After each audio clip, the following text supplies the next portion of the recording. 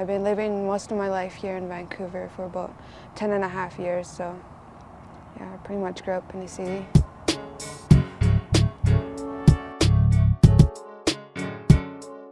I'm trying to top myself out of getting high. 10 pieces got me asking reasons why. Looking so lonely. It's really hard to say where do we feel safe in the city. You know, it's a city. There's a lot of danger out here. There's a lot of gangs. There's a lot of drugs. There's a lot of abuse, you know, to our Native people. Got me asking reasons why. Looking so lonely if you don't even know me, but I try. I fall, and if you find me on the ground high, pull me up before I die.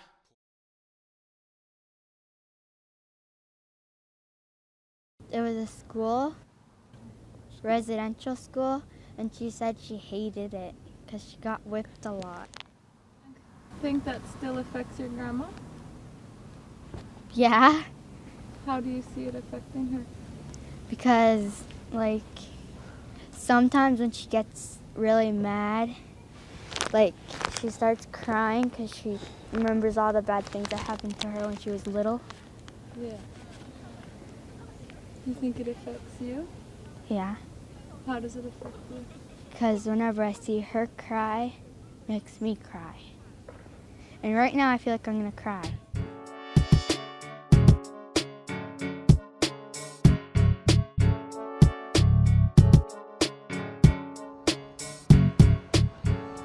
Never liked school. Too many racist people there. I tried talking to like the teachers. People cut me off, and then like I get more ignored. And then the teacher will say like, "I'll be there in just a second," and she totally forgets about me. And then it feels like I'm not important, so I just kind of feel like I'm shrinking. They treat me like that I like steal from them. That I'm not a true person. That I drink, that I'm a violent person, so they're scared of me, so they don't want to like come anywhere near me. That's the kind of thing they do.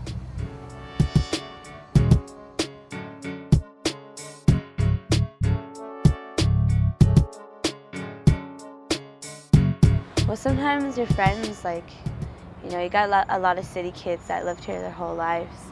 And then they don't know anything about their culture. They don't know anything about themselves. They don't know where they come from. And so I guess in a way, in a sense that like, you know, especially as Native kids, like Native youth, you know, growing up in the city, you feel lost and you don't know where you come from. And so you react to that and you just, you know, all this anger comes out and so sometimes it's like, you know, these youth get mad and they do really stupid shit, you know, like steal cars and breaking in entries and like robbing people, and it's a lot of craziness.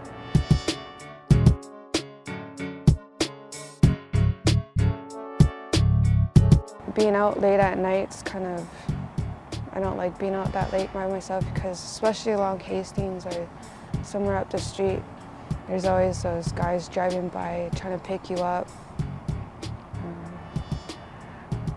It's really gross. You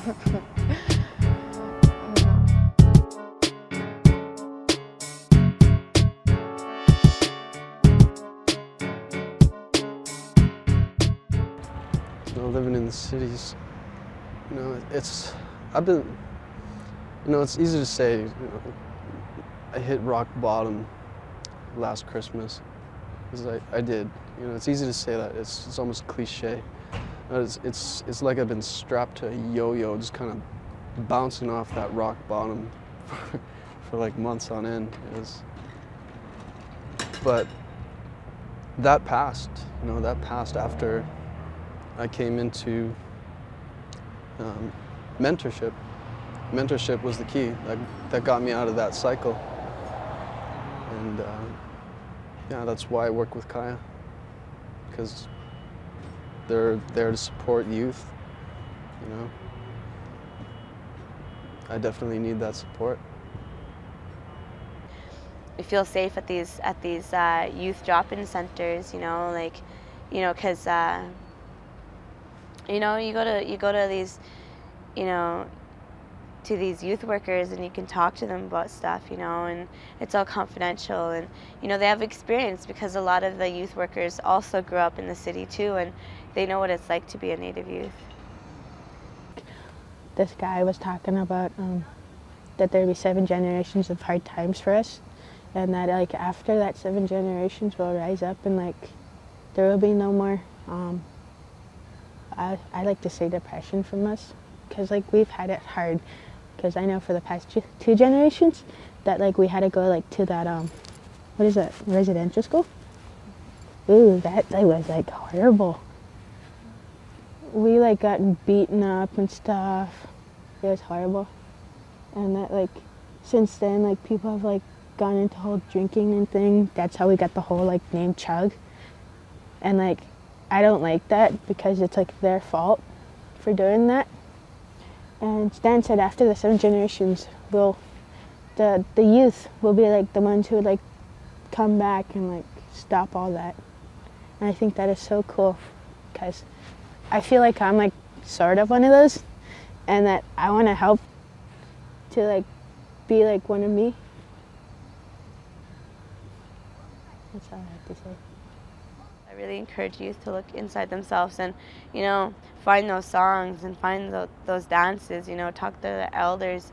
And I feel that if more youth do that, then, well, there'll be an uprising. I really believe that someday there'll be a big uprising of Native people as a Native nation, you know, and be stronger for our children to come, you know, and for their children, and break the cycle and break the chains. Transformation, good to bad, as an adolescent bastard wasn't hard to find. Rapping about life, love, loss comes from my mind, body, and soul. After I'm dead, where's my spirit gonna go? I know some, I guess I'm at the flow on. Where the story go wrong, inside an incident. I'm not convinced coincidence that we defy genocide. I celebrate and ride, well death is inevitable. We got memories that are unforgettable. Like a million masks told for smallpox to crack rocks. We all struggle, so what you got? Are you a victim or a victor? Nothing can stop these dreams I'm trying to top myself out of getting high. Temptations got me asking reasons why. Looking so lonely if you don't even know me, but I try. I fall, and if you find me on the ground high, pull me up before I die. Pull me up before I die. I'm trying to top myself